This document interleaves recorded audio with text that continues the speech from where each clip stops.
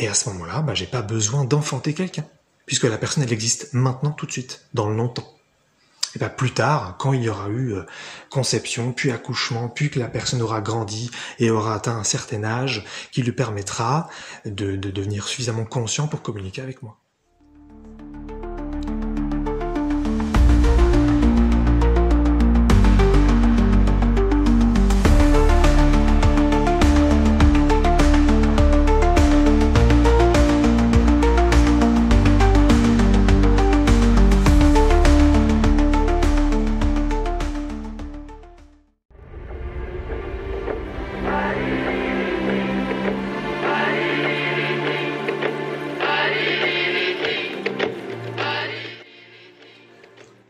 Je vais vous proposer un conte, ou un supermarché d'idées, ou une façon de vivre complète, autour des enfants.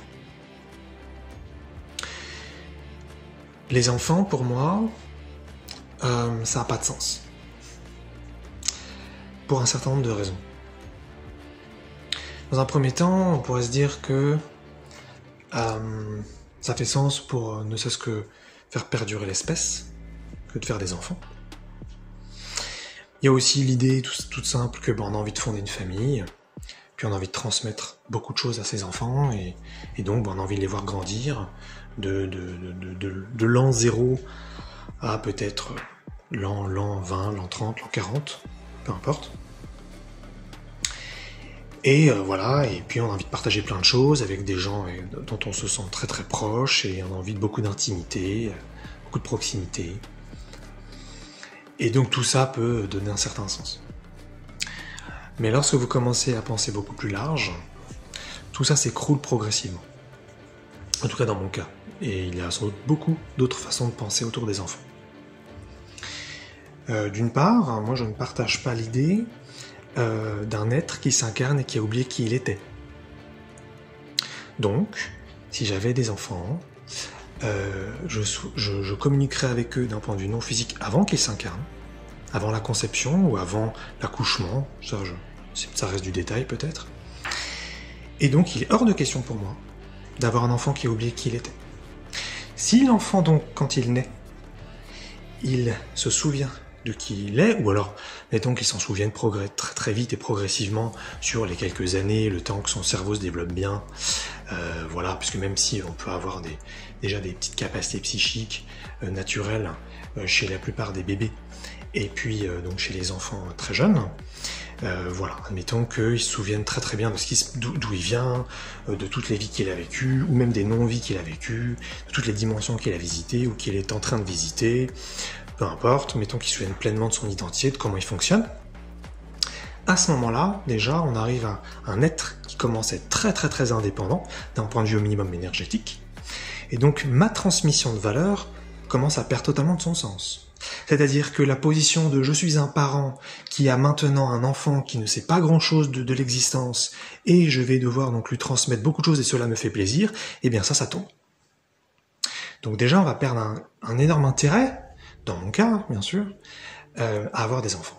Puisque moi, je souhaiterais avoir donc des enfants totalement autonomes, d'un point de vue énergétique et d'un point de vue spirituel.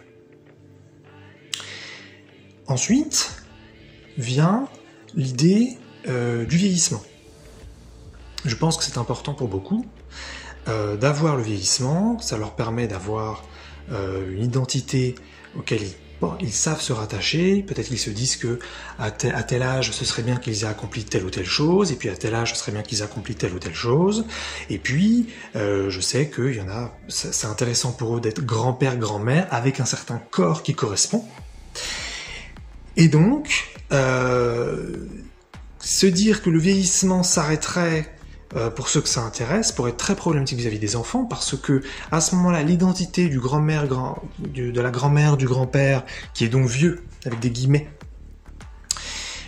ou tout simplement du petit-fils de la petite-fille qui est tout jeune, eh bien ça, on va commencer à le perdre. Parce que si on arrête le vieillissement, pour ceux que ça intéresse, on va arrêter avec les âges physiologiques, et à ce moment-là, on aura des âges physiologiques similaires.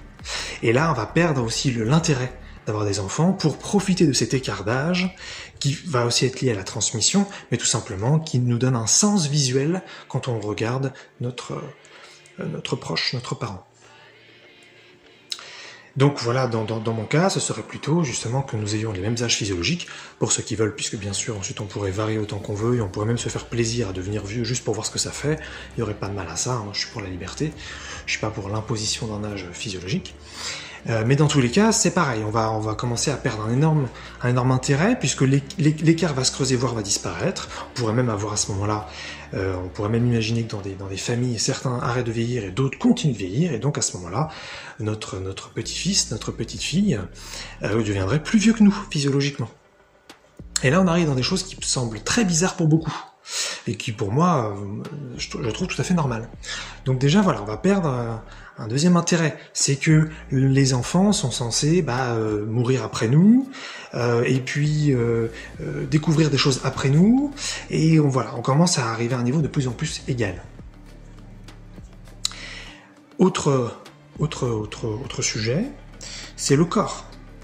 Moi je suis pour qu'on puisse choisir notre corps physique à tout instant et ses capacités à tout instant, donc je souhaiterais à ce moment-là que mon enfant puisse grandir à la vitesse qui l'intéresse.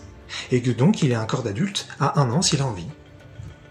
Ou bien il pourrait tout à fait grandir par plaisir à la vitesse qui est actuelle, et puis à 10 ans il en a marre et puis il se retrouve avec un corps d'adulte. Ou bien encore, il pourrait tout à fait se dire tiens, j'ai envie de rester enfant jusqu'à 30 ans.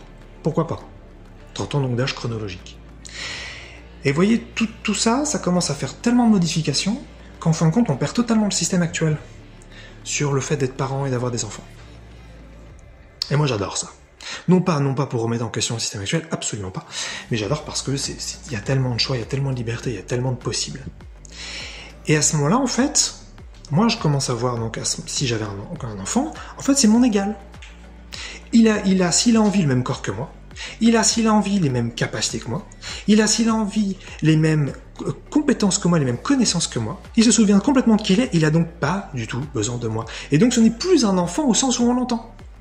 Ce n'est plus un enfant que je vais devoir protéger, à qui je vais devoir transmettre des choses, à qui je vais devoir apprendre des choses, parce que sinon il va être en danger dans la vie. Et donc ce n'est plus un enfant. C'est pour ça que, dans ma conception des choses, avoir un enfant n'a pas de sens. Ce qui m'intéresse, c'est de me balader entre les dimensions, de me balader entre les âges, entre les corps, et à ce moment-là, j'ai pas besoin d'enfanter quelqu'un, puisque la personne, elle existe maintenant, tout de suite, dans le longtemps. Et plus tard, quand il y aura eu conception, puis accouchement, puis que la personne aura grandi et aura atteint un certain âge qui lui permettra de devenir suffisamment conscient pour communiquer avec moi. Voilà. Ça vous donne un petit peu une autre façon de penser autour de ça. Comme je disais au début, vous pouvez en faire un conte, vous pouvez en faire un supermarché d'idées, ou vous pouvez en faire une façon de vivre complète.